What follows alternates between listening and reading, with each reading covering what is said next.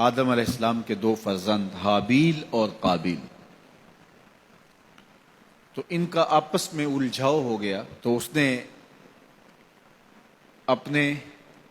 بھائی کو قتل کر دیا۔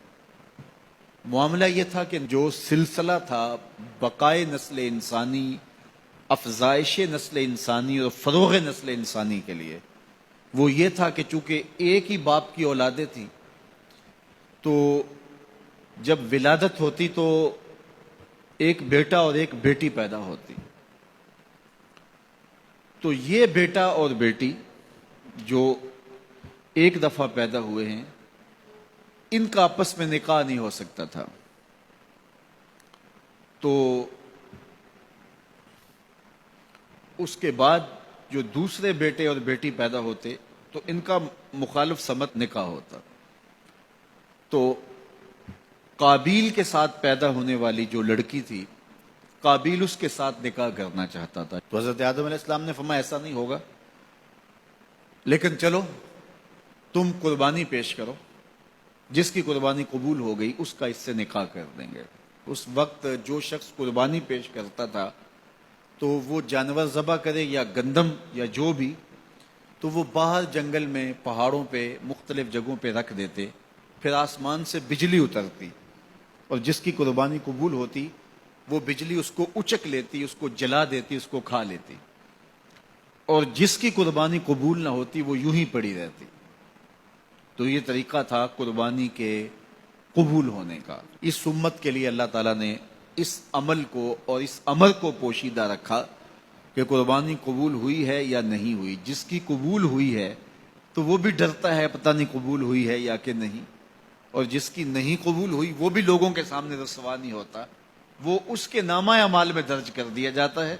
لیکن وہ رسوا نہیں ہوتا۔ اور دوسری بات کہ ہم خود ذبح کر کے خود کھا لیتے ہیں۔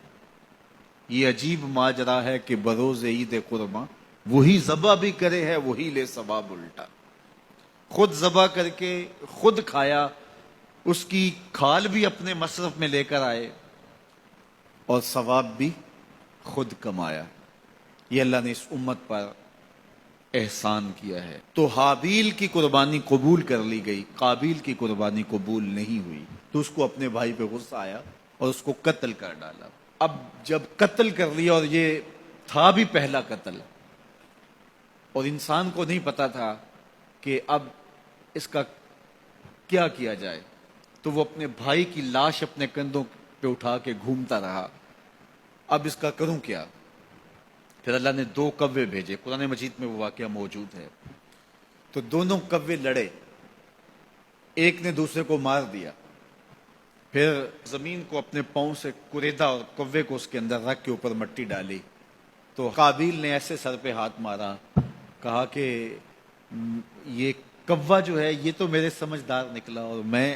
نہ جان سکا اور یہ جانتا ہے، تو پھر اپنے بھائی کی لاش کو دفن کیا۔ اب سب سے پہلا قتل اور سب سے پہلی موت جو روئے زمین پہ ہوئی وہ حابیل کی تھی۔ اب قیامت تک جتنے لوگ بھی قتل ہوں گے، جس طرح قاتل کو اس کی سزا اور اس کا گناہ پہنچے گا، یہ سارا گناہ قابیل کے نامہ اعمال میں بھی درج ہوتا رہے گا، اس لیے کہ اس جرم کا آغاز اس نے کیا۔ آپ سے اگر ہو سکے تو کسی اچھے کام کا آغاز کرنا، کبھی بھی کسی برے فعل کا ذریعہ نہ بننا۔ بعض اوقات ہوتا ہے ایک شخص کوئی ایسا کام کرتا، اس کی دیکھا دیکھی سارے لوگ کرنے لگ جاتے ہیں، اگر وہ اچھا ہوتا ہے تو اچھائی پھیلنے لگتی ہے، اور اگر وہ کام برا ہوتا ہے تو برائی پھیلنے لگتی ہے۔ تو انسانی فطرت ہے کہ وہ دیکھے دیکھے کام کرنے لگ جاتے ہیں۔ تو میں آپ کو یہ کہوں گا، کوئی بھی عمل ہو تو آپ کبھی بھی کوئی کام کرنے سے قبل یہ ضرور سوچیں کہ میرے کسی عمل کے تتبع سے کہیں جو ہے وہ میرے ذمے میرے کھاتے کو ایسی چیز نہ آ جائے۔ اور اگر کوئی اچھائی ہے تو وہ حضور نے ایک دفعہ فنڈ مانگا، تو ایک شخص نے کھڑے ہو کر کے کچھ پیش کیا، تو اس کے دیکھا دیکھی باقی لوگ بھی شامل ہو گئے۔ تو حضور نے اس وقت فرمایا تھا، تاریخ ساز جملہ، من سنہ فی الاسلام سنتن حسنتن فَلَهُ أَجْرُهَا، جس نے اسلام میں کوئی اچھا طریقہ رائج کیا تو اس کو اس کا اجر نصیب ہوگا، اور پھر اس کے دیکھا دیکھی جس نے بھی عمل کیا ان کا اجر بھی اس کے کھاتے میں لکھا جائے گا، اس کا اجر ختم کیے بغیر جس نے بعد میں کیا ہے پہلے شخص کے کھاتے میں بھی درج ہوتا رہے گا۔ میرے حضور کا ایک فرمان ہے کہ خیر کی چابی بنو اور شر کا تالا بنو۔ یہ کتنا جامع نسخہ ہے، خیر کی چابی بنو، خیر کو کھولنے والے بنو، اور شر کا تالا بنو۔ کچھ لوگ شر کی چابی بنتے ہیں اور خیر کا تالا بنتے ہیں۔ تو ہمیشہ اپنی زندگی میں کوئی بھی عمل کرنے سے قبل، وہ چھوٹے سے چھوٹا ہو یا بڑے سے بڑا ہو، آپ دیکھیں کہ اس کے معاشرے کے اوپر کیا اثرات مرتب ہوتے ہیں۔ آپ گلی سے گزرتے ہوئے کوئی